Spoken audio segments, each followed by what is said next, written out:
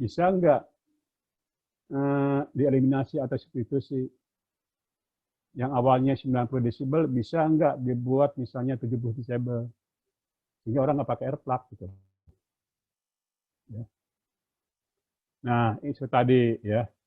Jadi kalau misalnya dia 85 desibel dan terpapar selama 8 jam, maka dia harus pakai air plug. Tapi kalau dia misalnya cuman sesaat, cuman 28 detik, ya, dia pada saat berapa kebisingannya? Sampai 115. Jadi dia walaupun 28 detik itu kan ya setengah menit lah. Kalau dia bising sekali baru harus pakai air plug. Kalau misalnya 0,1 itu kan kalau dia kebisingannya tinggi. Jadi kalau misalnya Bapak hanya lewat saja dan dia misalnya 80 desibel, nggak perlu pakai air plug. Ya, kalau hanya lewat aja. Karena ini hanya untuk yang 8 jam. Oke, kita lanjut lagi. Ya, ini jenis limbah padat. Ya, ini kalau kita, ini adalah catbag, ya, sampah yang sunanya terdiri dari bahan organik dan cepat membusuk, jadi biarkan dalam keadaan basah. Ya, sampah basah. Sampah kering adalah sampah yang terdiri dari bahan organik dan anorganik yang secara keseluruhan memiliki sifat tidak mudah membusuk. Terus debu yaitu sampah yang terdiri dari sampah organik dan anorganik yang berupa partikel, itu yang bersifat mudah berterbangan. Terus konstruksi sampah sisa bahan bangunan yaitu berupa puing, pecahan-pecahan tembok, genteng dan ini. Sampah yang berbahaya B3 contoh patogen radioaktif. Terus water waste, water treatment berupa hasil sampingan dari pengolahan air atau limbah cair seperti lumpur. Okay.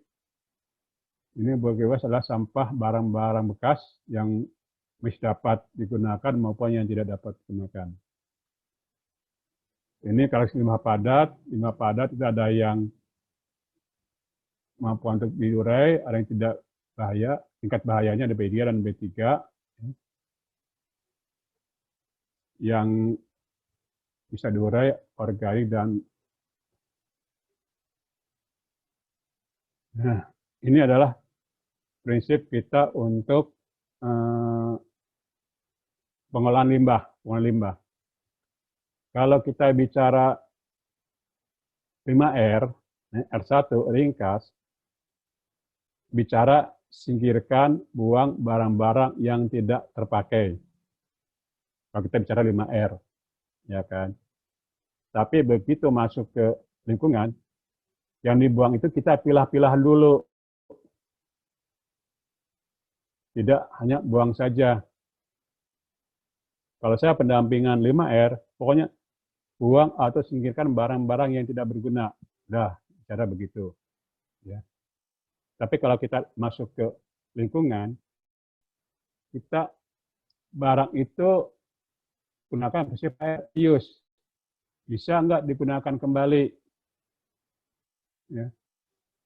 Bapak, barangnya apa, limbahnya apa, bisa nggak digunakan kembali? Recovery, mengambil material yang bermanfaat dari limbah. Ya. Contohnya, misalnya sini aki bekas diambil. Tapi kalau Bapak punya aki bekas, ya kan, contohnya aki bekas diambil, tiba plastiknya, ini kan dilakukan di tempat lain, bukan kita sendiri. Karena aki itu merupakan B3 yang berbahaya juga buat kita, gitu kan. Terus recycle, gunakan kembali limbah pada cycle proses yang sama, penggunaan kembali pada fungsi yang sama maupun penggunaan teknologi, ya, mau kembali zat yang sama. Contoh recycle paper, recycle plastik, yang lainnya. Retrieve to energy, manfaat penggantian untuk pemanfaatan gas, metan, atau yang lainnya. Ini kalau untuk dimanfaatkan itu di dalam manufaktur tentunya nggak ada ya, retrieve to energy. Karena kalau Bapak punya limbah, terus dibakar, diproses, itu pun banyak regulasi yang mengikat kepadanya. Ini adalah bagaimana untuk pengolahan limbah padat industri. Terus peraturan baru pengolahan limbah B3 adalah sebagai pengganti peraturan ini. Terus kemudian pengolahan limbah B3 yang wajib lengkap izin adalah pengangkutan, penyimpanan sementara, pengumpulan. Izin sementara limbah B3 tanpa aturan batas waktu wajib lengkap izin oleh bupati. Jadi gini, kalau misalnya Bapak mempunyai suatu limbah, ya, limbah itu misalnya oli atau jenisnya B3 merupakan satu limbah, di dalam aturannya bahwa batas penyimpanan limbah itu maksimal 90 hari. Kalau lebih 90 hari, itu harus punya izin dari pemerintah setempat. Batas penyimpanannya. Terus juga izin pengumpulan limbah B3 sesuai dengan skala limbahnya, skala nasional lainnya, tata laksana perizinan oleh pemerintah diatur dalam peraturan ini. Pasal 102, setiap orang wajib melakukan pengolahan limbah B3 ya, tanpa izin, dipidana dengan pidana penjara paling singkat 1 tahun dan paling lama 3 tahun, denda paling sedikit 1 miliar rupiah, paling banyak 3 miliar. Pengolahan limbah B3 tanpa izin. Setiap orang yang menghasilkan limbah B3 dan tidak melakukan pengolahan limbah B3 dipidana dengan pidana penjara paling singkat 1 tahun dan paling lama 3 tahun dan denda paling sedikit 1 miliar rupiah dan paling banyak 3 miliar rupiah. Penjara ini, ya mungkin ini ada peraturan yang lain juga, penjara ini untuk pimpinannya, bukan untuk anak buah Bapak, bukan untuk orangnya, tapi adalah buat pimpinannya. Kasarannya beginilah, karena kita kadang bercanda juga. Kalau kita tidak senang sama pimpinan, gampang kita memenjarakan pimpinan. Buatlah limbah ini melanggar dari aturannya. Ya kan kita pimpinan. Dan selama tahun berapa itu ada kerjasama antara kepolisian dan pihak BPHD lingkungan dan pihak mana satu lagi lupa lagi, ada satu kerjasama, jadi dia bisa untuk secara langsung mengambil sampel limbah, ya, sampel limbah tanpa minta izin yang lainnya, dan diukur, dan itu adalah nanti akan kita berapa bagaimana hasilnya. Pernah terjadi di perusahaan kita di Astra dulu, ya, saya nggak sebut ininya lah perusahaan yang mana. Ada mereka itu langsung tiba-tiba masuk ke area wastewater treatment, langsung ngambil air limbahnya, diukur, ya urusannya nggak tahu lah mana yang benar yang salah, tapi bisa diurus gitu loh. Nah intinya di sini mereka punya kewenangan untuk mengambil air limbah. Nah bagaimana dengan kita di UKM? Nah kita lihat nanti seperti apa kondisinya. Ya.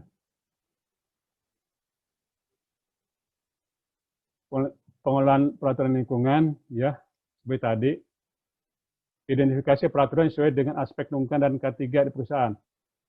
Kemarin kita sudah identifikasi, sekarang identifikasi peraturan. Peraturan mana aja yang berhubungan dengan kita, memastikan regulasi yang diidentifikasi selalu terupdate. Ya. Karena di dalam peraturan kalau kita mengikuti aturannya ISO maupun OSHA, perubahan daftar lingkungan itu terjadi bila ada perubahan atau setiap 6 bulan sekali kita nanyakan ke yang berwenang, ada nggak perubahan mengenai peraturan yang terbaru. Diatur di dalam satu prosedur. Ya. Terus pengendalian dokumen terhadap regulasi dan terkait yang dimiliki, distribusi hasil verifikasi peraturan dan persyaratan terkait lainnya. Jadi kalau ada peraturan baru, tolong didistribusikan kepada karyawannya atau yang lainnya.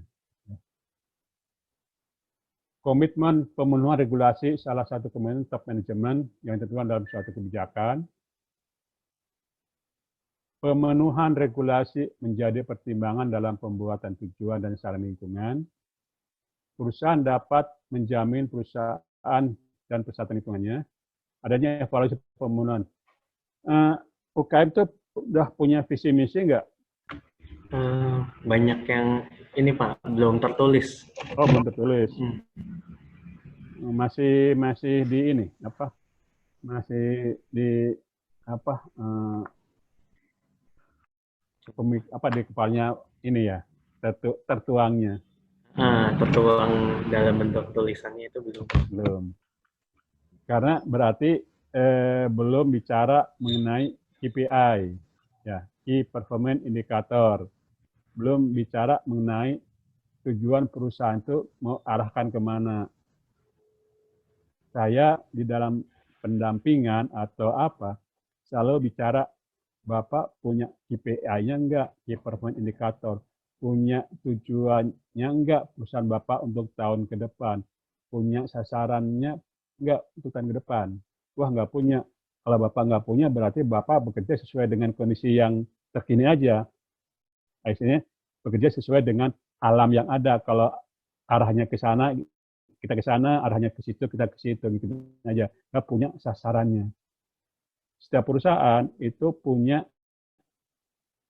tujuan perusahaan tahun depan. Karena apa? Itu ada arah kita untuk bergerak. Arah kita untuk mencapai sesuatu. Dan tertulis. Kenapa tertulis? Biar kita tidak lupa. Ada yang mengingatkan. Tertulis dan ditempelkan. Bukan tertulis di laptop. Ada sih tertulis, cuma di laptop saya. Nah, siapa yang ngontrol? Nggak ada. Makanya kalau bisa, seperti tadi, disampaikan ke yang lain. Karena nanti berhubungan dengan masalah CSR, ya, yang dipertanyakan di dalam asesmen. Kalau Bapak sudah punya KPI, punya tujuan perusahaan, sekarang tahun 2021, perusahaan Bapak mau dibawa kemana? KPI bicara misalnya kebanyakan target produksi.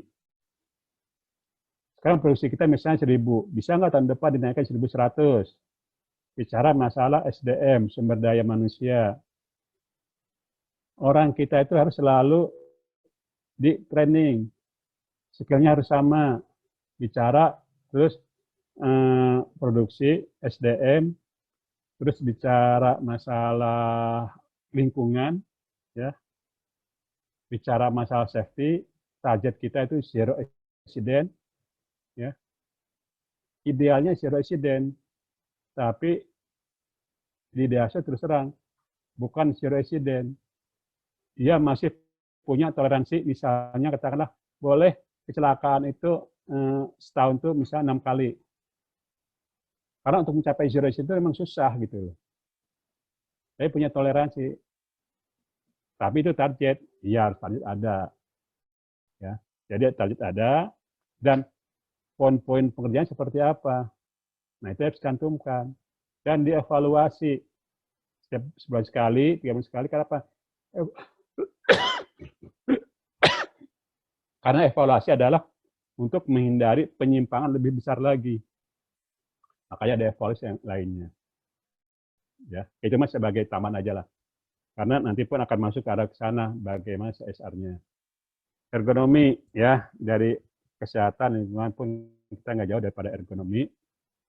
Ya.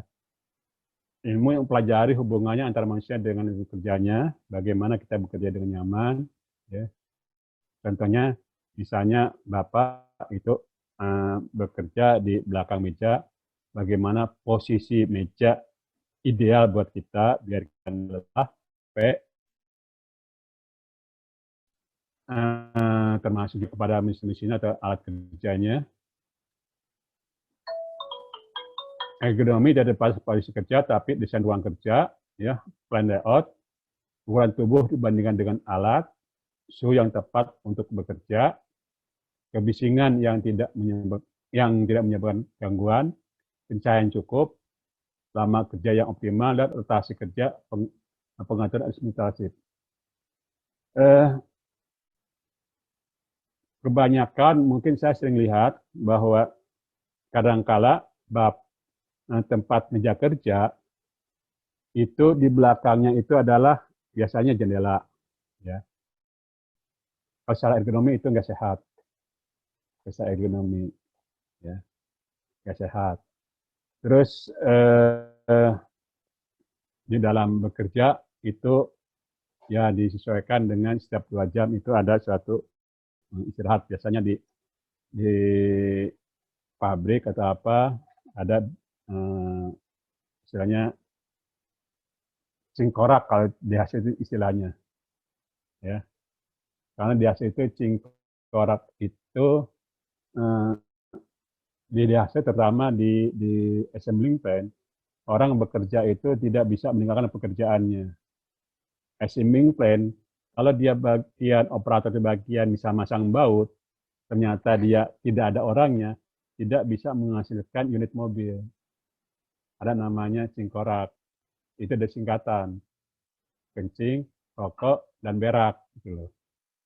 Karena selain waktu tertentu dia nggak bisa gitu loh. Ya.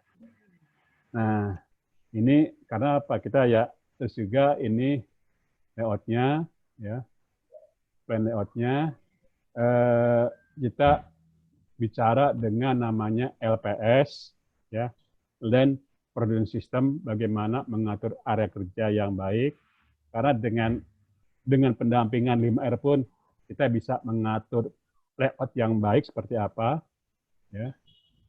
Terus suhu tepat untuk bekerja. Solo itu termasuk panas apa enggak? Kalau air-air ini lagi hujan Pak, tapi biasanya panas Pak. Nah, kebiasaan. Nah, pernah kalau dengan Jakarta, panasan Jakarta ya? Iya Pak, tapi kalau Jakarta jauh Pak. Jauh ya. Karena dulu pernah ada salah satu dosen untuk ngambil penelitian di tempat kita, yaitu dia ngukur berat badan sama tensinya dia sebelum bekerja, terus ngukur berat badan tensi setelah bekerja. Ternyata dari pagi sampai sore itu berat badannya ada pengurangan, maksimal ada yang sampai 2 kilo. Pengurangan berat badan. Karena apa? Dia mungkin dehidrasi, banyaknya keluar keringat, sehingga mengurangi berat badan. Tapi karena istirahat dan makan yang lain, paginya dia kembali ke posisi normal. Jadi bagi orang yang gemuk, kalau mau kurus, sorenya jangan makan. Jadi biar mempertahankan penurunan berat badan. Gitu. Nah, jadi solusinya adalah ya dekatkan air minum ke karyawan. Dekatkan, misalnya galonnya, yang saya kemarin pendampingan di Pasuruan, dia dalam satu area tertentu cuma ada 1 galon, ya kan? Nah sekarang dia mau nambah galonnya lagi, dan juga yang sering terjadi adalah kadang-kadang tempat air minum di lapangan cuma ada 1 tempat air minum, 1 cangkir buat rame-rame. Itu biasanya yang terjadi. Nah, untuk menjaga kesehatan, tolong dipisah. Walaupun di karyawan kita, di DASU, setiap orang yang baru masuk, itu dikasih cangkir, mug. Tapi banyak, sayang bawa ke pabrik, udah aja dibuat di tempat kos-kosannya. Nah, itu adalah satu hal yang nggak benar, karena itu fasilitas pabrik. Jadi, kemarin pun saya nyuruh, setiap karyawan, kasihlah istilahnya cangkir apa, ditulisin cangkirnya itu.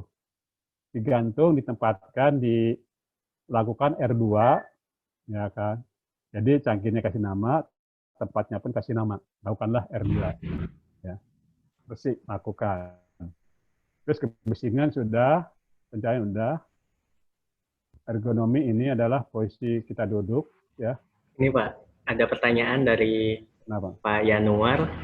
Optimalnya kalau bekerja itu berapa lama Pak sebaiknya? Menurut peraturan pemerintah 1 minggu 40 jam. 3 kali berturut-turut tiap hari lemburnya, ya. Jadi dalam seminggu 3 kali, kan biasanya 1 hari itu lembur 2 jam, ya kan. Dan lembur hari Sabtu atau hari Minggu. Itu 40 jam peraturannya. Cuma sekarang diatur. Ada yang Sabtu libur, ada yang Sabtu masuk. Tapi mengacu kepada total jam kerjanya dia. Silahkan diatur. Istirahatnya pun silahkan diatur. Contohnya dulu tempat kita, dulu istirahat itu 1 jam. Jam 12 sampai jam 1 istirahat siangnya. Dengan istirahat 1 jam, mereka yang pulang dari Jakarta ke Bekasi, jalanan macet. Karena apa? Bertemu dengan orang-orang yang datang dari arah kota, sehingga arah Bekasi menjadikan macet. Permintaan mereka adalah jam istirahatnya untuk dikurangi setengah jam. Ya, biar apa? Biar nanti pulangnya lebih awal. Bagi perusahaan sih nggak masalah, tapi tetap jam efektifnya itu yang kita tentukan. Ya, oke loh. Jadi pertanyaannya berapa yang efektif, berapa jam kerjanya ya? Biasanya per 2 jam, ya per 2 jam itu ada waktu istirahat. Ya, itu bagi orang yang memang dia tidak bisa istirahat. Tapi kalau orang kantoran mah kan, ya bebas aja, ya banyakkan istirahat daripada kerjanya. Istirahatnya mungkin ya Pak, peregangan sebentar. Gitu. Ya, nah itu Gitu ya. ada juga yang sifatnya pakai peregangan atau apa, tapi untuk biar relaks itu karyawan itu pada jam-jam istirahat, kadang-kadang ada setelkan musik atau apa. Kalau misalnya terus ini untuk budaya keselamatan, ya kalau Bapak di tempat Bapak punya paging, ya halo-halo atau apa, mungkin selalu di setel dalam setengah jam misalnya, ada istilahnya woro-woro istilahnya, jagalah keselamatan, nah gitu. Terus 1 jam atau setengah jam kemudian, patuhilah peraturan ini. Selalu mengingatkan karena apa? Sebagai budayanya. Sama dengan ini tempat Bapak, kalau kalau kalau pabrik yang namanya Japanese style itu banyak dengan tulisan-tulisan, jagalah kebersihan, utama keselamatan. Jadi banyak tulisan di dinding, itulah Japanese style. Tapi saya pernah pendampingan yang dia mengacu ke perusahaan Jerman, malah nggak ada tulisan sama sekali. Ya. Karena dia induknya perusahaan di Jerman. Tapi begitu saya pendampingan, saya suruh nambahin tulisannya. Karena apa? Tulisan itu adalah salah sebagai SOP gitu, yang harus dipenuhi. Ya. Oke, kita lanjut. Ya. Ini contohnya, jadi kalau misalnya orang pendek, ya, bekerja di mesin yang tinggi, dikasihlah dengan tambahan. Dan kalau bekerja, diusahakan itu posisinya berdiri. Banyak orang yang bekerja yang sambil jongkok. Perusahaan Sony itu tutup yang di Cikarang. Itu karena apa? Karena peraturan dari pimpinannya, awalnya orang bekerja sambil duduk, dia harus sambil berdiri. Karena dengan sambil berdiri itu sendiri akan meningkatkan kualitas kalau sambil duduk. Karena karyawannya tidak mau, akhirnya protes, ya akhirnya Sony tutup ini sekarang. Saya sih dengar pada waktu karena masalah seperti itu. Di pekerjaan yang duduk, nyaman, disuruh pekerjaan berdiri. Saya pun kalau pendampingan di tempat yang lain, kalau ada pekerjaan sambil jongkok, suruh bikin sambil berdiri. Di samping kita mengirit areanya juga, kita bisa meningkatkan kualitas hasil kerja kita karena apa? Tidak terjadi satu kelelahan. Seperti gini, kereta api kadangkala dia kecelakaan. Kecelakaan dari apa? Salah satunya mungkin terjadi dari si masinis itu sendiri. Kenapa? Kereta api berjalan kalau dia injak pedal. Jadi kalau selama dia injak pedal, kereta api akan berjalan terus.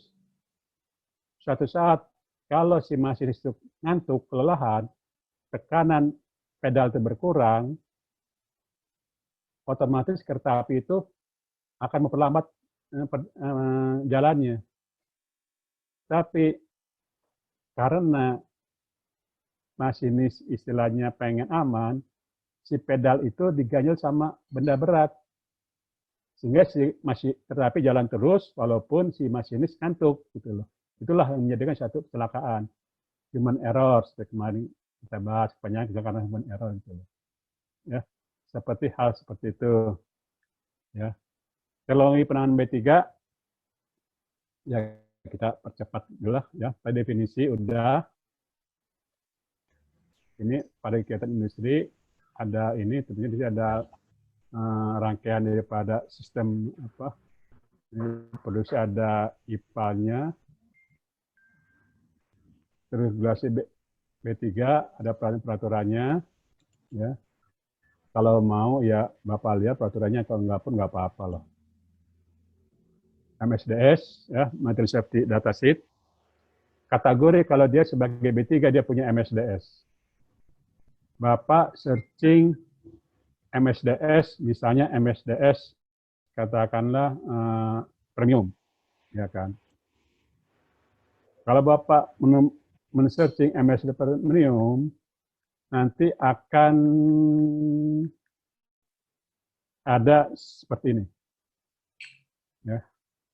Ada kurang lebih 9 atau 11 lembar gitu loh. Tapi kita menyarankan MSDS ini di satu bar. Contohnya seperti ini. Dan berbahasa ya, MSDS itu isinya apa? Ya, mengenai material, identifikasi material, sifat fisika kimia, sifat B3-nya, akibat terhadap kesehatan, APD-nya, penyimpanan dan penanganannya, cara pembersihan penanganannya, kondisi yang harus dihindarkan, kondisi darurat, peringatan, dan yang lainnya. Ini adalah isi MSDS dan berbahasa Indonesia. MSDS itu harus dibuat bahasa Indonesia satu lembar dan ditempelkan di tempat bahan tersebut yang mengandung B3. Misalnya di sini bicara MSDS bensin. MSDS ini ditempelkan di jerigen yang ada bensinnya, di area bensin. Jadi bila terpapar atau bila apa, kita tinggal baca di sini. Misalnya seperti ini. Ya. Akibat terhadap kesehatan. Bila terhirup, ya, bila terhirup, pusing, ya, hilang kesadaran, bagaimana penanganannya? Pindahkan ke udara segar, berikan pernapasan buatan. Ya. Ini cara penanganannya. Kalau terkena kulit bagaimana? Ya. Itu akan jadi iritasi, ya, dermatitis. Bagaimana penanganannya adalah jika perlu cuci air dengan sabun.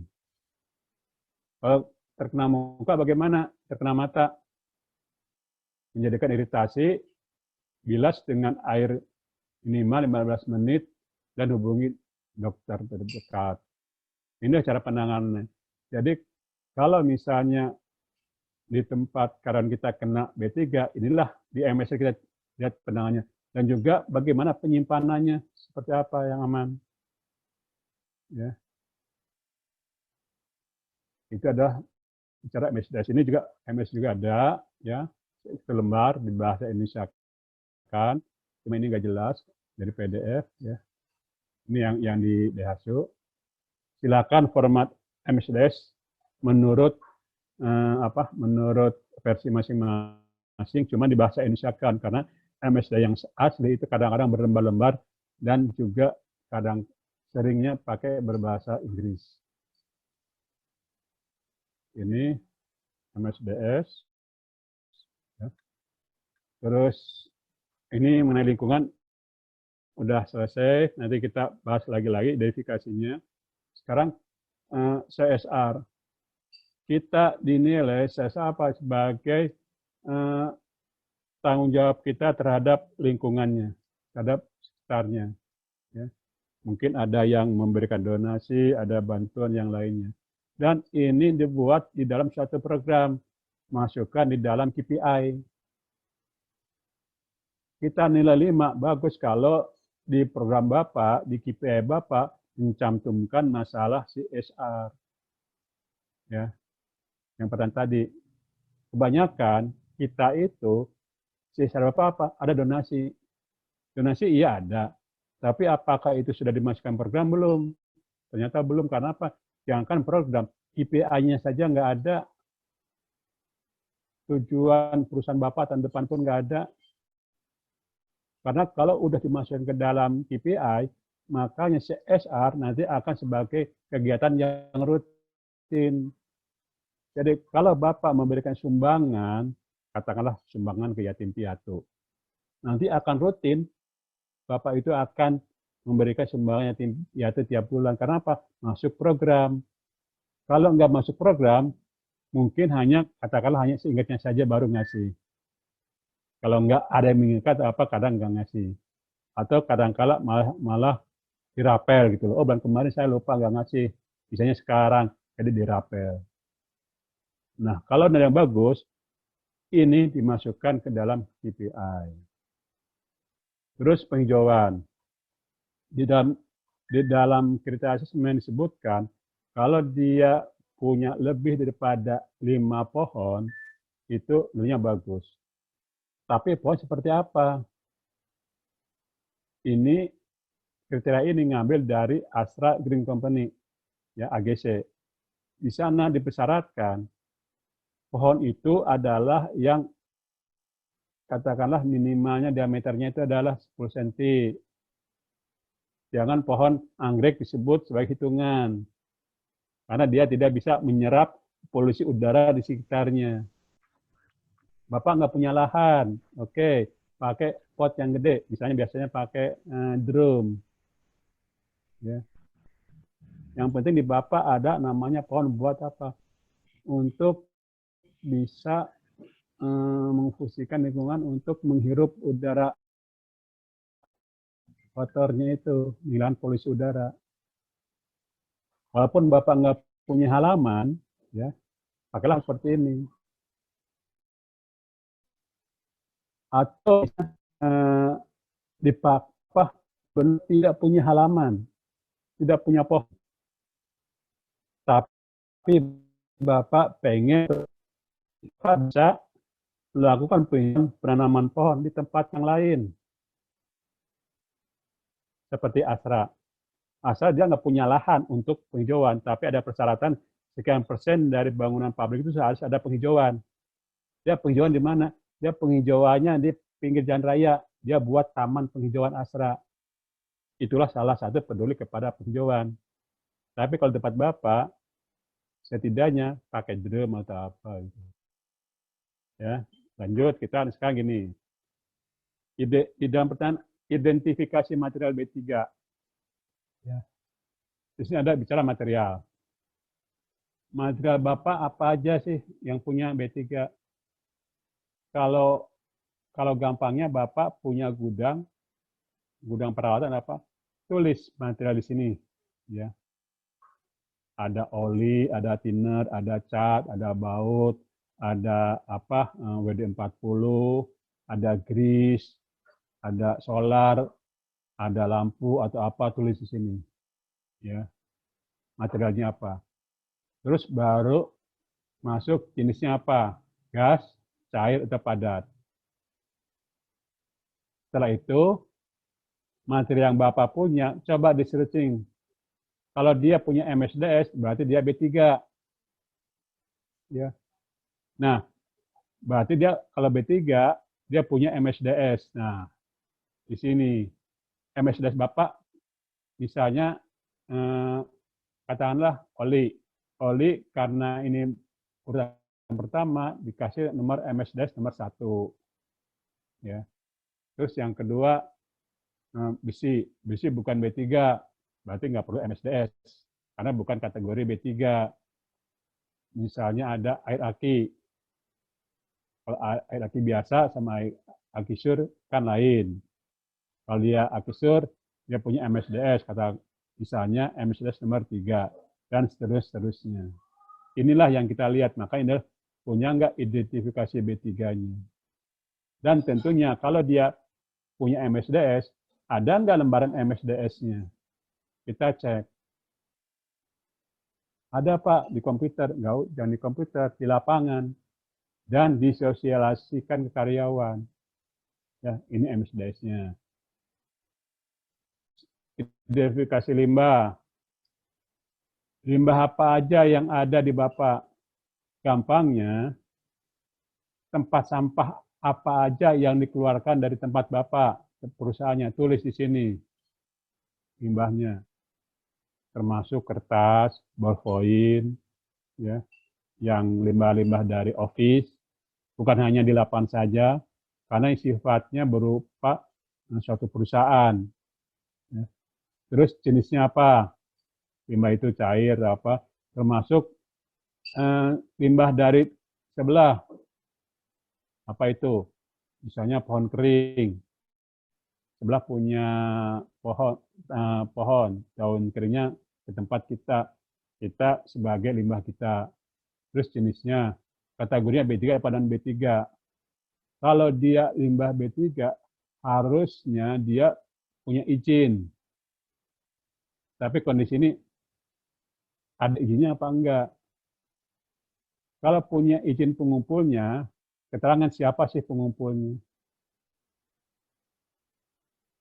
Limbah Bapak, seperti tadi, yang tidak terkirakan misalnya, Bapak punya asbes enggak? Gedung Bapak punya asbes. Itu sebenarnya B3. Karena dia mengandung zat asbestos. Kan masukkan di sini. Perusahaan-perusahaan yang baru sudah tidak menggunakan asbes. Ya. Ya, menggunakan dari bahan logam yang lain. Seng atau apalah, aluminium atau yang lain. Terus lampu TL juga. Ya. Terus juga selain itu yang ini printer pakai toner apa enggak? Karena toner pun bisa dikatakan sebagai B3, ya. Kalau masih yang pakai, atau kalau gampangnya itu kalau kadang-kala yang kerjasama dengan ini penyedia printer, kan dia tinggal refill aja, jadi kita tidak kena peraturan seperti ini, ya. Inilah sebagai identifikasi limbahnya. Oke, itu aja. Terus rambu, ya. Rambu, setiap B3 itu ada rambunya. Coba cek di MSDS rambu apa aja yang dia dipersyaratkan.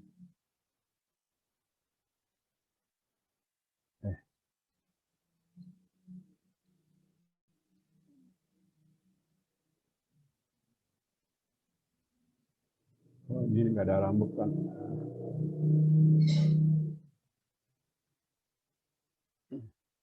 Terus selanjutnya adalah seperti kemarin juga,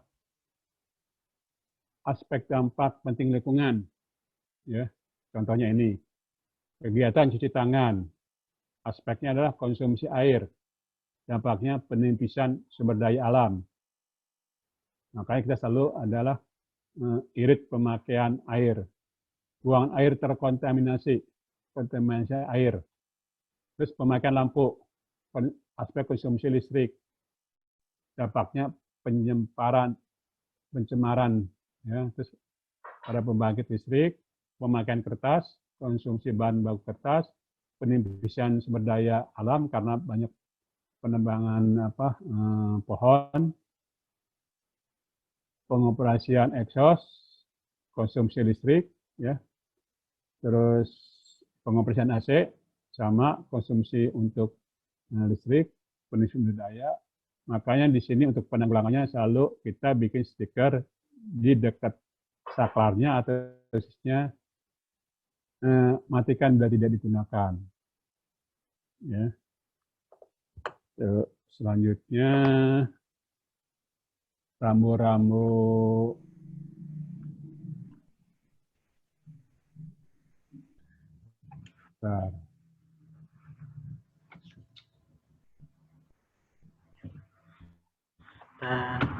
ada 20 menit lagi ya Pak? Ya, kita sekalian ini tinggal juga.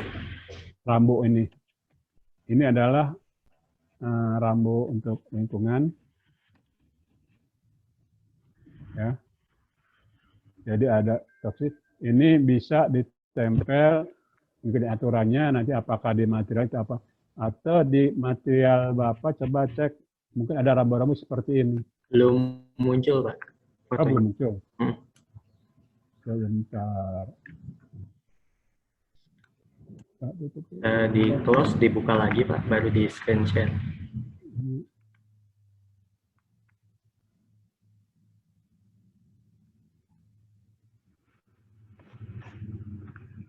Waduh. Enggak, ini close-nya close file lagi. Kelamaan. Ya nggak apa. Jadi rambu itu biasanya dilihat di label-label yang ada di tempat Bapak aja. Ya. Itu biasa, atau di MSDS lihat rambunya seperti itu. Yang akan selalu tempel. Nggak banyak sih kalau rambu-rambu untuk lingkungan itu. Mungkin itu aja sambil ini. Silakan kalau ada yang bertanya atau apa. Dari peserta, apakah ada yang ingin bertanya langsung? Bisa dinyalakan soundnya dan atau videonya. Bisa perkenalan dulu, nama, perusahaan, baru diajukan pertanyaannya.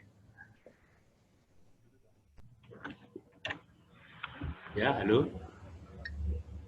Ya? Ya Pak, silakan. Ya. Silakan. Silakan Pak. Perkenalan dulu. Dari kenalan, nama saya Andi Susilo dari Kurnia Teknik, Mas Pak. Ya, silakan. Begini Pak, yang saya tanyakan masalah program CSR. Biasanya kan dilakukan oleh suatu perusahaan yang sudah besar, ya kan? Dan sedangkan dari kita itu kan masih UKM. Dan karena kemampuan UKM itu sendiri kan masih terbatas lah. Apakah perlu program CSR itu dilakukan? Karena dampaknya oleh masyarakat. Contohnya mungkin karena gangguan kebisingan atau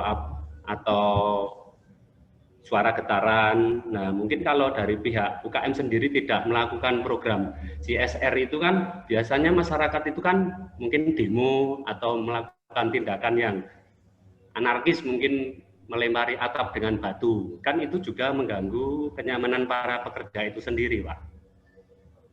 Dan yang saya tanyakan bagaimana solusinya mengatasi masalah itu. Terima kasih. Langsung aja ya. Jadi program CSR adalah bagaimana program istilahnya itu antara perusahaan sama masyarakat sekitar. Tidak hanya untuk perusahaan gede, karena ini pun ada di dalam pertanyaan asesmen, kemampuan kita UKM itu seberapa jauh sih? Ininya pendekatan kita perusahaan terhadap masyarakat sekitar. Yang biasanya seperti ini, yang sudah-sudah, ini sebenarnya sudah dilakukan, misalnya saya ngasih donasi, kalau ada 17-an saya ngasih sumbangan, kalau ada acara, misalnya kegiatan saya ngasih sumbangan, itu sebenarnya udah salah satu CSR. Cuman tidak tertulis di dalam program Bapak, karena Bapak nggak punya program, nggak punya KPI. Jadi seolah itu kalau udah masuk program adalah sesuatu kegiatan yang rutin dilakukan. Oh, tingkat UKM, apa yang bisa dilakukan terhadap masyarakat sekitar? Ngasih donasi, iya, semampunya. Terus juga ini, menerima magang pun program CSR. Bapak menerima magang nggak dari sekolah-sekolah? CSR juga. Terima, Iya, Pak. itu kan ada, coba digeser ke bawah, coba. Nah, ini kan, memiliki program CSR terhadap lingkungan yang berkelanjutan,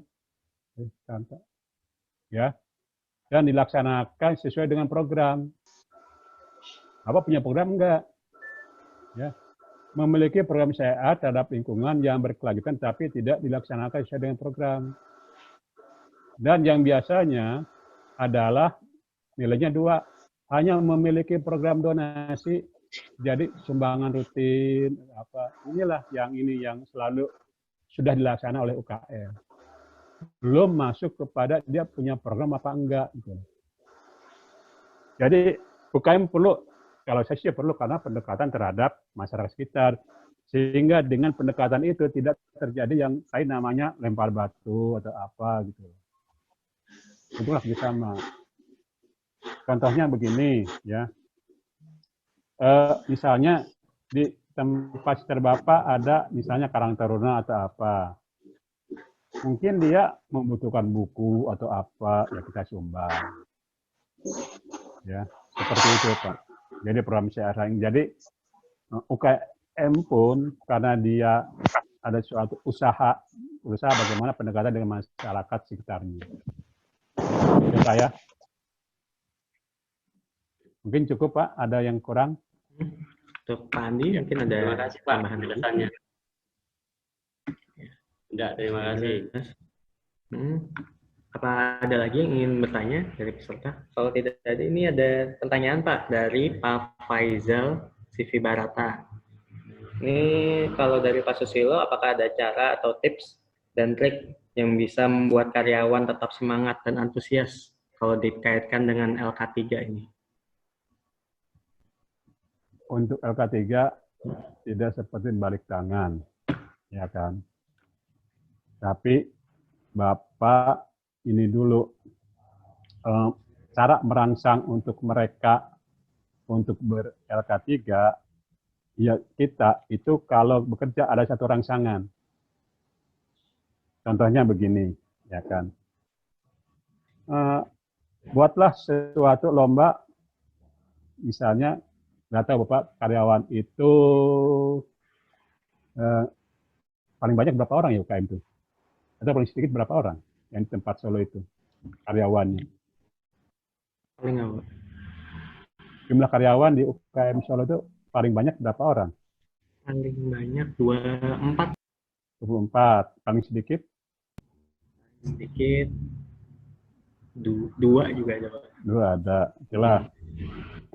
Untuk merangsang dia untuk ber-LK3 tentunya adalah hampir sama dengan kita melaksanakan 5R.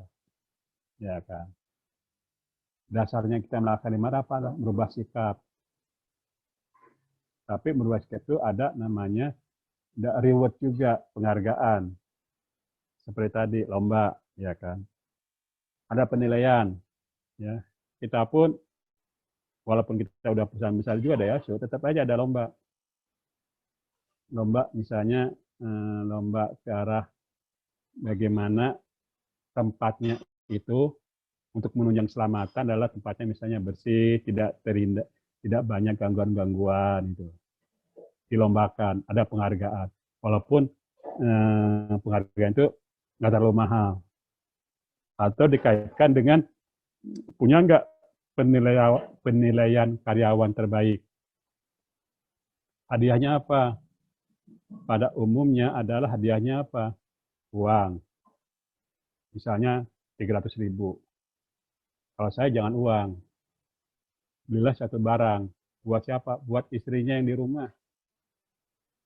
Kalau 300.000 bisa beli apa? Setrika, rice cooker, atau apa. Belilah seperti itu. Buat apa? buat bisa dipakai kalau istrinya di rumah dan dipasangi label perusahaan, stiker perusahaan. Dia akan berbangga daripada kalau dikasih uang 300, karyawannya nggak sampai sore 300 itu akan habis. Tapi kalau satu beli barang dan dikasih label perusahaannya dan buat istri, istrinya akan bangga. Wah, suami saya kerja dengan baik nih hadiahnya. Kebenaran tinggalnya itu di perumahan yang dekat dengan karyawan yang lain. Yang namanya ibu-ibu di dalam arisan saling ngomong, wah suami saya dapat ini karena apa? Sebagai suami terbaik, dapat rice cooker, misalnya dapat setrikaan. Dia ngomong ke istrinya, temannya. Nah istrinya itu ngomong ke bapaknya, loh kalau bapak itu dapat ini, makanya kamu kalau berangkat kerja jangan telat-telat gitu loh. Nah seperti itu. Jadi kalau misalnya punya reward, bagaimana biar bisa dirasakan dengan terhadap keluarganya. Atau misalnya begini, diajak makan setahun sekali itu makan di hotel yang paling bagus di Solo itu, keluarganya berapa sih menghabiskan uang dana itu setahun sekali. Tapi kebanggaan seorang anak sama istri, wah saya sudah diajak sama bos saya nih, bos suami saya makan di hotel nih, wah enak bagaimana, dia bisa cerita. Ceritanya bukan cerita ke ini, ke teman istri, teman kantor. Mungkin saat ketemu atau apa, itulah mendorong si temannya kata itu, istrinya biar mendorong suaminya bekerja dengan baik. Jadi adalah sesuatu reward yang hanya itu bisa membantu kita, bukan hanya uang langsung cash dikasih pagi, sore itu udah bisa langsung habis gitu loh. Ya. Jadi sama kalau bagaimana untuk orang itu mentaati, dan yang jelas juga dari kita nih, dari pihak misalnya yang ditunjuk sebagai petugas K3 untuk selalu mengawasi, untuk selalu menegur. Dan tentunya dibuat namanya aturan dulu, SOP dulu. Punya nggak SOP? Karena untuk UKM itu jarang-jarang adanya SOP. Peraturan itu jarang-jarang. Ya. Makanya orang K3 safety bekerja berdasarkan apa? SOP. Gitu loh. Makanya buat dulu SOP. Kalau tidak mau terjadi sesuatu. Ya. Oke, Bapak mau ngomong nih, silakan. Ya, Pak Mulyono, silakan Pak. Semoga tadi jawaban dari untuk Pak Faizal sudah cukup jelas ya. Ini yang mau bertanya lagi. Pak Mulyono, ini connect Pak. Nah, Pak Mulyono ada kepencet. Pencet Pak, sepertinya. Tadi berarti perlu dikasih reward dan juga apresiasi intinya ke karyawannya supaya semangat. Atau kalau belum ada SOP, buat dulu SOP-nya biar ada penentuan reward itu ada ukurannya gitu ya Pak.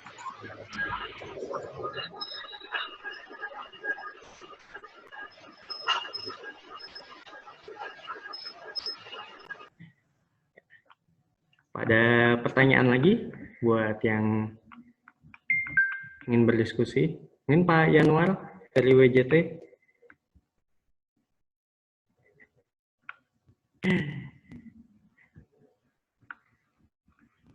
Atau Pak Didi yang sering kami lihat juga sering makan-makan bareng karyawannya.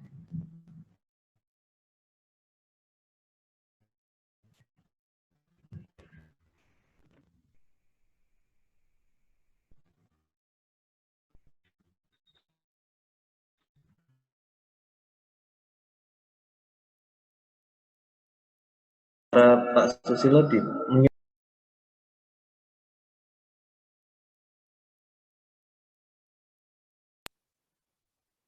Punya saya malah ya silakan beneran. Jadi untuk melakukan lingkungan ya memang istilahnya itu banyak biaya yang keluar ya, karena pematuhan regulasi. Mungkin bisa lebih, contohnya begini, Bapak pakai sarung tangan katun. Ya, kalau itu sudah kena oli, masuk kategori B3. Bekasnya itu.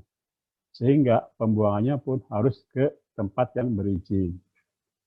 Untuk membuang ke tempat berizin, kadangkala harganya pun lebih mahal daripada kita beli sarung tangan baru. Tuh, ya. Makanya harus ada program recycle atau reuse lagi. Bagaimana cara untuk reuse lagi? Sarung tangan itu dicuci lagi sehingga olinya hilang. Tapi cuciannya itu sendiri masih kategori B3. Bagaimana? Ya harus olah lagi. Biar apa? Biar menghasilkan limbah air yang mengikuti nilai ambang batas, nilai ambang baku, ya. Tuh. Ini dari Mas Wari atau Pak Yanuar bisa langsung diaktifkan suaranya kalau mau berdiskusi.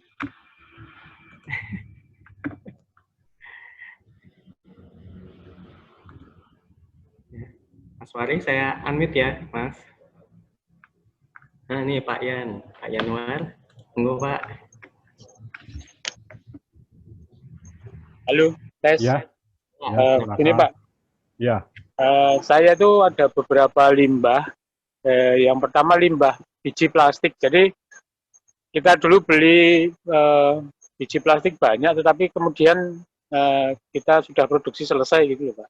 Dan itu masih ada beberapa. Nah, ini penanganannya bagaimana Pak? Itu termasuk limbah apa ya? Kalau misalkan biji plastik itu masuk kriteria limbah apa? Karena kalau kita bakar itu ya menimbulkan polusi juga kan. Kemudian kita coba jual ke yang pemulung itu juga mereka tidak mau karena plastik. Kalau yang biasanya kan kalau besi, potongan besi, limbah besi itu mau, tapi kalau plastik itu jarang yang mau.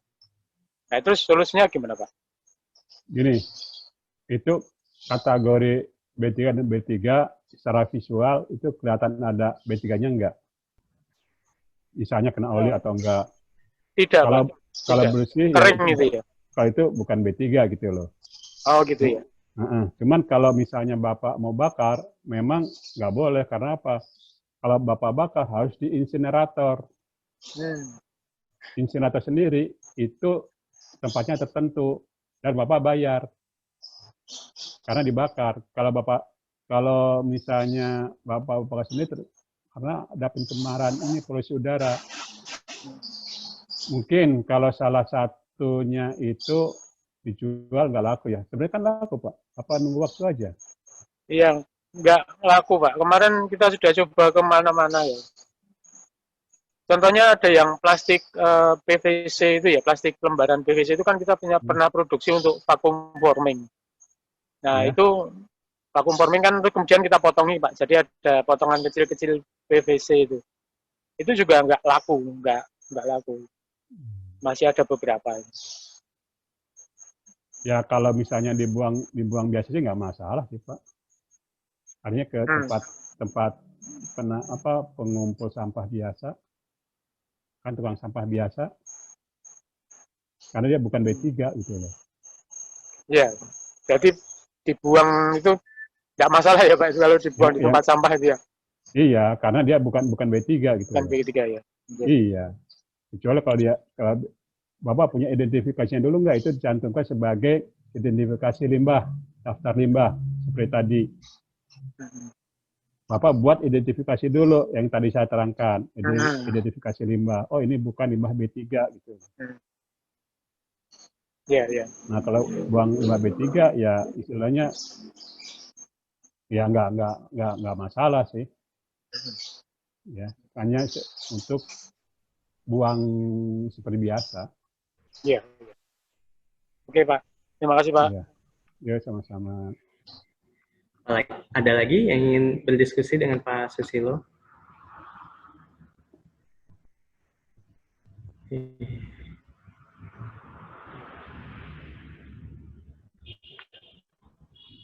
Yang banyak menggunakan ini B3, oli, dromus, atau proses yang menggunakan air. kebanyakan di Solo ini pakai Bromus itu Pak, Bromus untuk Bromus. cutting toolnya dan Nah, gasnya. Itu biasanya ditampung Pak, ditampung, nah, terus nggak diolah Pak, cuma ditampung aja. dibuangnya kemana? Itu kalau di prakteknya biasanya ada yang dibuang ke sekitar Pak, ada juga yang macam-macam. Ya, itu kalau secara regulasi nggak boleh. Secara regulasi ya. Karena kalau itu merusakkan ini sumber daya alam itu. Tujuannya lari ke alam. Makanya kalau udah ada gabungan, missing itu apa, dikumpulkan, dibuanglah ke ini, ke pengumpul yang berizin. Nanti ada surat keterangan karena pengumpul itu ada dia pengumpul berizin, ada izin transportasi, ada izin penempatan. Kalau kita sudah membuang dromus, bukti kita bahwa kita sudah melakukan seperti apa? Kita dapat namanya manifest B3. Di situ tertulis ada pembuangan dromus, kita dapat manifest B3. Nah, itulah sebagai bukti kita mengeluarkan limbah dengan benar. Ya. Ini ada satu lagi Pak, dari Pak misal tadi kan salah satu CSR nilainya yang sumbangan donasi itu ya Pak. Ya. Nah itu kalau orang luar yang padahal jauh, tapi dia datang ke tempat kita minta sumbangan gitu, itu termasuk Pak? Atau lebih baik ditolak? Nah itu caranya gimana? Ini Pak Faizal lebih bertanya ke sarannya. Ya, itu kalau yang tidak, misalkan kan kalau yang rutin tentunya udah punya daftar ya. Itu kan insidentil kan temporer lah. Jadi misalnya untuk donasi bulan ini saya ngasih misalnya ke masjid, yatim piatu, kemana, itu yang rutin, masuk ke program. Tiba-tiba ada yang dari pihak luar, tiba-tiba minta, cuma silakan aja, pilih-pilih aja gitu. Cuma mau ngasih baik, nggak ngasih pun nggak apa-apa gitu. Atau misalnya itu juga dimasuk ke dalam program, nyumbang kalau ada apa-apa gitu loh. Boleh juga sih. Karena kalau di kawasan itu memang ada tulisannya tidak menerima sumbangan dari luar. Ada tulisan kama dari mana? Dari kawasan. Tapi kalau karena ini bukan kawasan, ya silahkan aja pilih yang terbaik seperti apa gitu. Tapi di sini hanya penekanannya adalah bahwa donasi itu sudah masuk programnya KPI-nya Bapak, masuk programnya perusahaan itu. Kalau ada bagus. Karena itu adalah pekerjaan yang rutin. Karena nanti kan ada evaluasi pada waktu kapan? Pada waktu manajemen review, ada meeting. Kan ada evaluasi program. Ini sudah terlaksana belum? Misalnya donasi ke sini, ke sini, ke sini. Kalau belum, ya kelihatan. Nah, di situ untuk kontrolnya. Ya. Semoga menjawab ke Pak Faizal. Yang penting tercatatnya itu ya Pak, biar Iya.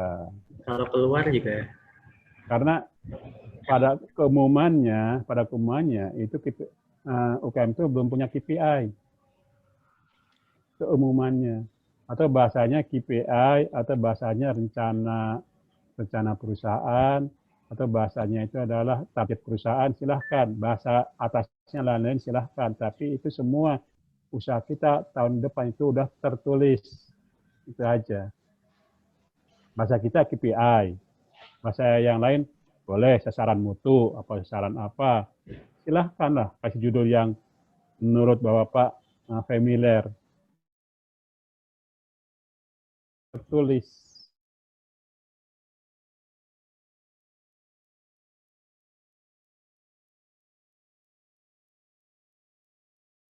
Ini mungkin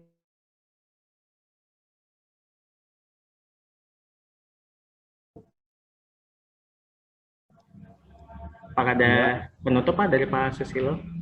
Oke, baik. Mungkin ya mungkin untuk pelaksanaan LK3 ya, karena ini merupakan sesuatu pekerjaan yang baru buat UKM ya, dan tapi ini adalah dipersyaratkan bagi YDBA untuk dilaksanakan. Nah, semoga tentunya awal-awalnya memang banyak tantangan. Pertama dari ketidaktahuan, ya, karena orang lebih cenderung memikir masalah teknisnya. Ini bicara non teknis, ya. Terus nanti bicara budget, yang budget ini tidak secara langsung dinikmatin hasilnya. Karena kalau bicara beli material, diproses, diproduksi, dijual, punya langsung keuntungannya. Tapi kalau masalah LK3 secara tidak langsung tidak bisa kita nikmatin, hanya kita bisa nikmatin adalah dengan kondisi yang seperti aman, nyaman, ya. Terus juga nanti kesulitannya adalah siapa sih orang yang sebagai yang mengatur LK3 gitu loh.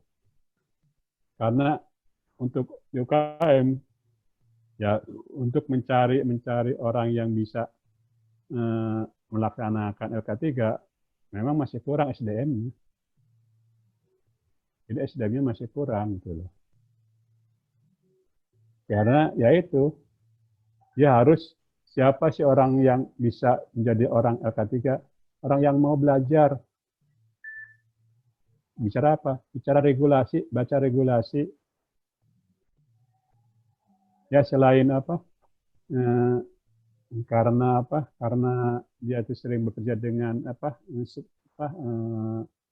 tenaga otot, tapi orang LK3 bicara dengan otak gitu loh. Belajar dan belajar itu kadang yang susah. Ya makanya perlu istilahnya itu ikutin suatu pelatihan praktis lah kalau saya sarankan. Pelatihan praktis seperti apa? Yang berhubungan aturan mana yang berhubungan dengan tempat kita. Kalau bicara ada yang nanya apa sih peraturan K3 itu, banyak seperti gini nih. Ini K3 itu baru sebagian. Belum bicara masalah PUIL listrik. PUIL 2010 ya, pedoman ilmu tentang listrik.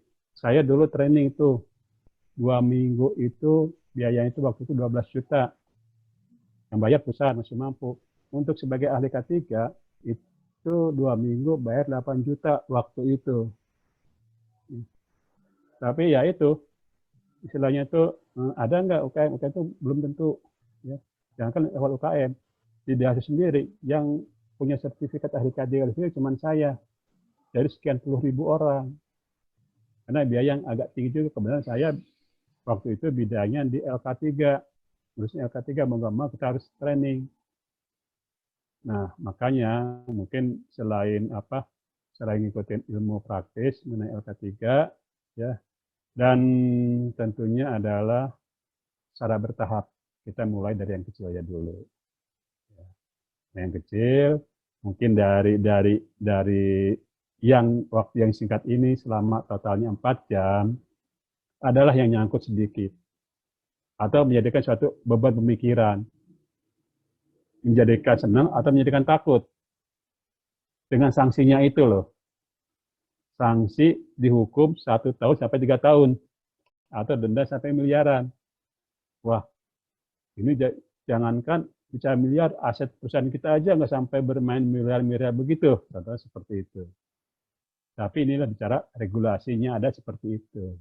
Ya, mungkin itu aja yang bisa saya sampaikan. Mungkin suatu saat bisa langsung tatap muka, jadi bisa langsung berkomunikasi langsung, itu lebih nyaman daripada terus terang bagi saya pribadi. Ini baru pertama saya online gitu, virtual. Jadi kadang-kadang biasanya saya kalau ngasih training itu, walaupun 8 jam seharian, saya posisi selalu berdiri. Nggak pernah duduk. Nah sekarang suruh nerangkan duduk. Ya gimana lah kira-kira itu. Ya. Ya mungkin itu aja yang saya sampaikan. Mohon maaf bila ada kekurangannya. Dan tentunya akhir kalam saya ucapkan assalamualaikum warahmatullahi wabarakatuh. Waalaikumsalam. warahmatullahi wabarakatuh. Terima kasih Pak Susilo, walaupun pertama kali juga ini udah luar biasa Pak. Bisa kita mendapat ilmu yang banyak dari Pak Susilo juga, lancar perjalanannya tadi Pak. Nggak kelihatan kayak pertama kali Pak. Iya Pak, sedikit saya simpulkan juga dari hari ini, kalau aspek lingkungan di tempat kerja itu juga sangat berpengaruh, terutama ke pengaturan dan juga peraturan yang berlaku dan juga kenyamanan karyawan bekerja. Nah, itu juga di tempat masing-masing, para peserta ini diharapkan bisa dianalisa di tempat masing-masing, bagaimana kebisingannya, pencahayaannya, lalu tadi juga ada identifikasi B3, identifikasi limbah, pengolahan limbah dengan 4R salah satunya, dan juga bisa juga dari jeda istirahatnya diperhatikan di tempat masing-masing. Contohnya ini kita 2 jam webinar, harusnya ada peregangan ya Pak kita setelah ini Pak, karena kita full duduk ya Pak. Gini, tadi saya pemberitahuan sebelum sanksi, ya. Apakah ada pemberitahuan sebelum sanksi? Pemberitaan sih nggak ada, cuma pemanggilan. Karena sebelumnya itu sudah diambil sampel air, ternyata tidak baku mutu, cuma dipanggil. Ya. Nah, waktu itu memang di Astra ada yang dipanggil. Dengan pendekatannya, akhirnya ya nggak tahu lah seperti apa gitu loh. Ceritanya udah keputus gitu. Tapi intinya adalah ada pemanggilan ke kepolisian.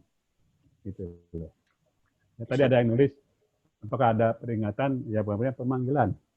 Pemanggilan ya. Oleh si manajemen ya Pak, berarti ya Pak? Pihak yang berwajib. Hah? Yang berwajib. Yang dipanggil manajemen. Iya. Ya, oke. Itu aja. Tadi tambah saya benar baca chatnya itu. Iya Pak, ini ada pertanyaan akhir dari Pak Bambang dari Biasa Prakasa. Iya. Mungkin itu aja ya Pak untuk 2 hari ini. Terima kasih banyak Pak Susilo, terima kasih sama-sama. teman. Untuk selanjutnya akan saya silakan ke MC. Silakan Mbak Nina. Ya. Baik, kembali lagi pada saya. Luar biasa sekali materi selama 2 hari ini ya. Semoga bermanfaat bagi Bapak Ibu sekalian untuk materi LK3 selama 2 hari ini. Sebelumnya, seperti yang saya sampaikan, setelah acara ini, seperti biasa Bapak Ibu saya persilahkan untuk mengisi form evaluasi sesuai link yang sudah saya share tadi. Dan jangan lupa Bu, untuk mengirimkan daftar hadir ya. Kemarin yang belum mengirimkan bisa hari ini dikirimkan daftar hadirnya sesuai dengan format yang ada. Monggo saya beri waktu 3 menit untuk pengisian link evaluasi dan mengirimkan daftar hadir kepada saya.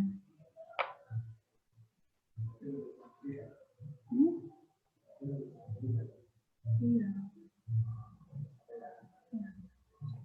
Nanti untuk daftar hadirnya mohon dengan nama lengkap ya, karena berhubungan dengan pembuatan sertifikat.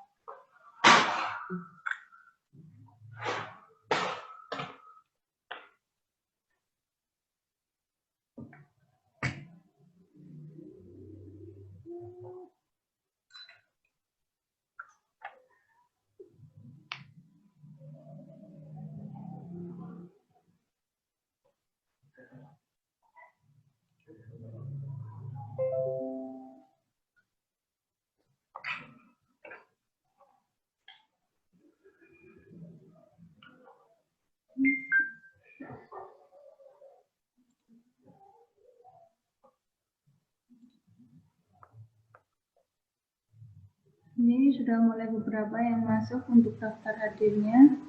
Saya tunggu.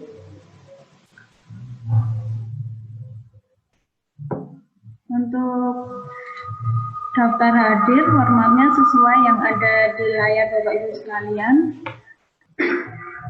Hadir LK3, spasi nama lengkap, spasi perusahaan.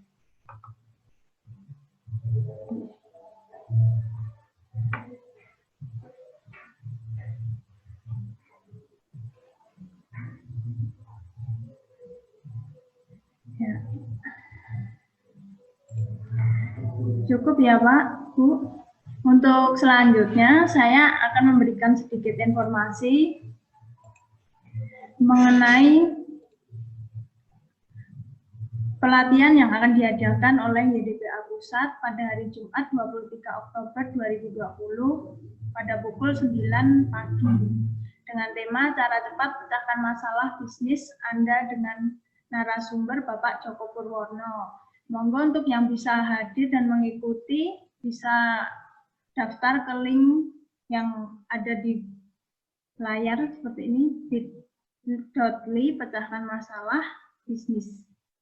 Bisa didaftarkan dan ikut. Ini bisa untuk manufaktur ya, bidang manufaktur Bapak Ibu sekalian.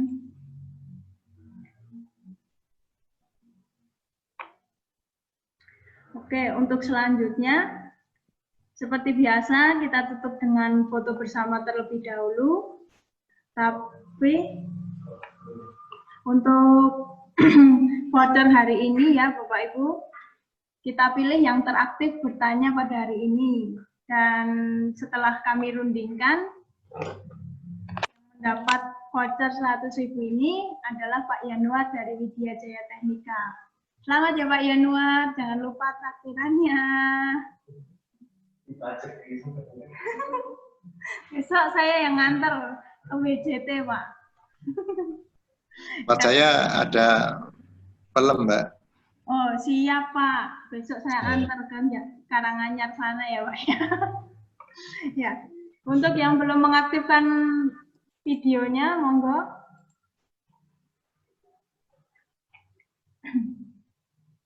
Mas Kis mana ini kok hilang? Mas Dimas belum ngaktif. Pak Sumarji, Pak Mulyono, sama Pak Faisal ini belum. Nggak ada. Ya. Mulyono ada. Keswanto. Sudah. Ya. Wah itu rame itu di berita teknik. Pak Didi Entim. Ya. Mari foto bersama. 1, 2.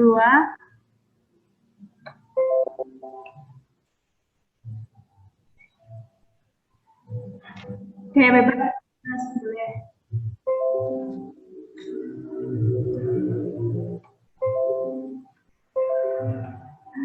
Ya, terima kasih rekan-rekan semua.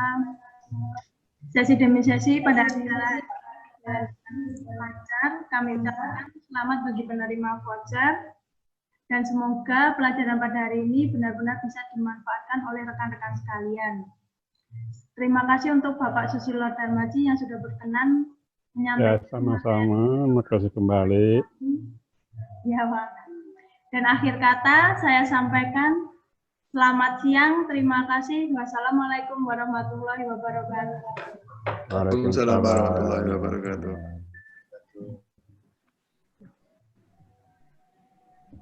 Terima kasih. Sekian. Sekian Mas Din. Terima kasih Pak Susilo. Terima kasih Pak Dodi. Terima kasih Pak Tata. Itu di mana Pak? Di rumah ya Pak Tata? Oh di rumah. Siapa?